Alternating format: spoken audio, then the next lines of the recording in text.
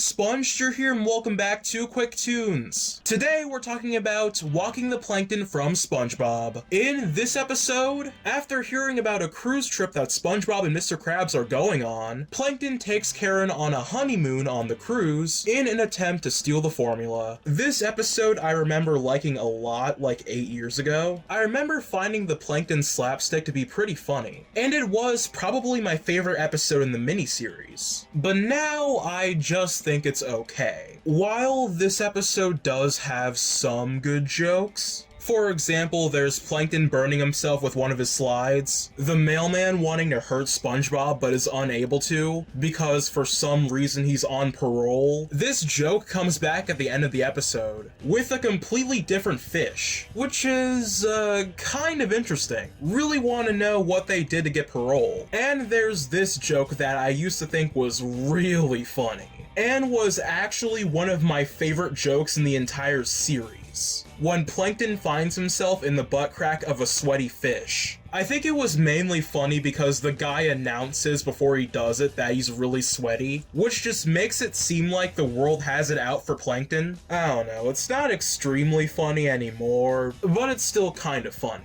However, most of the episode doesn't have much humor. Any humor this episode has revolves around Plankton failing to steal the formula, and Plankton trying to prevent Karen from finding out. And while it can be amusing at times, like when Plankton gets hit by the Q, or him getting shredded in half, these moments aren't laugh out loud funny. And in a show like SpongeBob, that matters. So it's not holding up to episodes that are more than just amusing. It's really just pleasant to watch. There are many amusing things to spot, like Plankton's sunglass, or SpongeBob pushing Mr. Krabs in a wheelchair, or Mr. Krabs hating corn. Honestly, I can't blame him. But these are just moments. It's not enough to create a great episode. And while that is okay, it still could be better. And also, the episode ends on a strange note, because no one really has a happy ending here. Plankton doesn't end up getting the formula, shocker, and he also has to deal with his lunatic wife, splitting the entire cruise ship in half. And Mr. Krabs almost had a business going on until the cruise ship got split in half, and all his potential customers fled the ship. This isn't really a good vacation.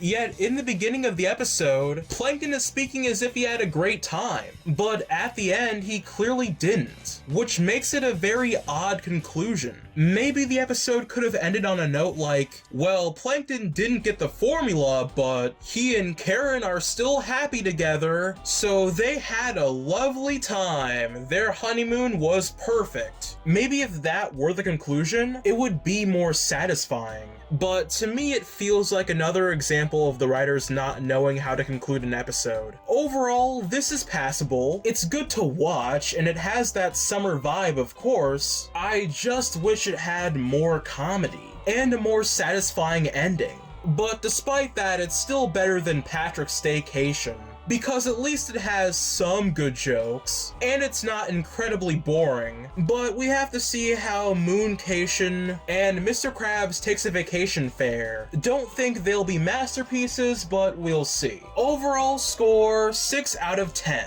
I'm a SpongeStur, and I'll see you guys next time. Bye.